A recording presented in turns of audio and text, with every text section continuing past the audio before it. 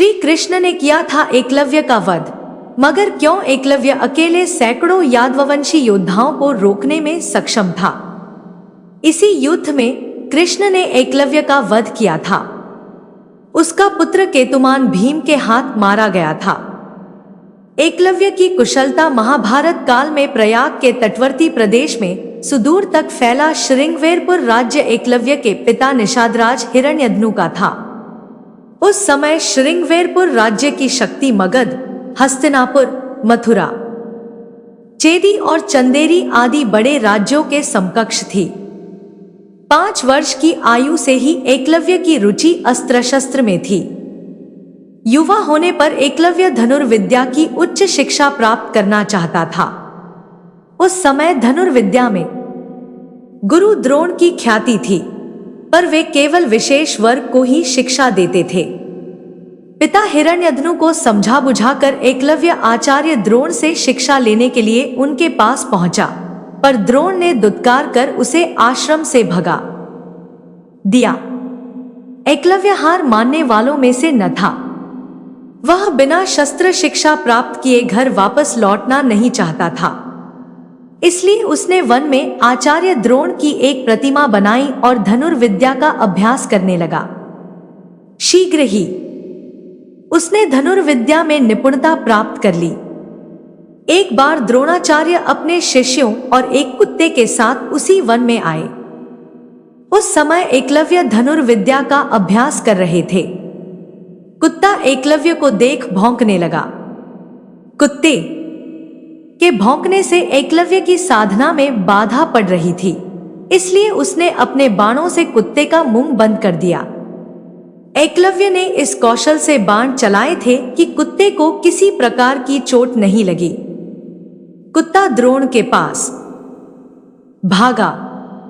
गुरु द्रोण और शिष्य ऐसी श्रेष्ठ धनुर्विद्या देख आश्चर्य में पड़ गए। वे उस महान धनुर्धर की खोज में लग गए।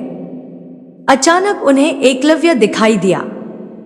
साथ ही अर्जुन को संसार का सर्वश्रेष्ठ धनुर्धर बनाने के वचन की याद भी हो आई। द्रोण ने एकलव्य से पूछा, तुमने यह धनुर्विद्या किससे सीखी? इस पर उसने द्रोण की मिट्टी की बनी प्रतिमा की ओर इशारा किया। द्रोण ने एकलव्य से गुरु दक्षिणा में एकलव्य के दाएं हाथ का अंगूठा मांग लिया। एकलव्य ने साधनापूर्ण कौशल से बिना अंगूठे के धनुर्विद्या में पूर्ण दक्षता प्राप्त कर ली। पिता की मृत्यु के बाद वह श्रृंगबेर राज्य का शासक बना और अपने राज्य की सीमाओं का विस्तार करने लगा। वह जरासंध की सेना की तरफ से मथुरा पर आक्रमण कर कृष्ण की सेना का सफाया करने लगा। सेना में हाहाकार मचने के बाद श्री कृष्ण जब स्वयं उससे लड़ाई करने पहुंचे तो उसे सिर्फ 4 अंगुलियों के सहारे धनुष बाण चलाते हुए देखा तो उन्हें अपनी आंखों पर विश्वास ही नहीं हुआ। चूंकि वह मानवों के नरसंहार में लगा हुआ था, इसलिए कृष्ण को एकलव्य का संहार करना पड़ा। एकलव्य अकेले ही सैकड़ों यादव वंशी योद्धाओं को रोकने में सक्षम था। इसी युद्ध में कृष्ण ने छल से एकलव्य का वध किया था। उसका पुत्र केतुमान महाभारत युद्ध में भीम के हाथ से मारा गया था। जब युद्ध के बाद सभी पांडव अपनी वीरता का बखान कर रहे थे, तब कृष्ण ने अपने अर्जुन प्रेम की बात कबूली थी। कृष्ण ने अर्जुन से स्पष्ट कहा था कि तुम्हारे प्रेम में मैंने क्या क्या नहीं किया है।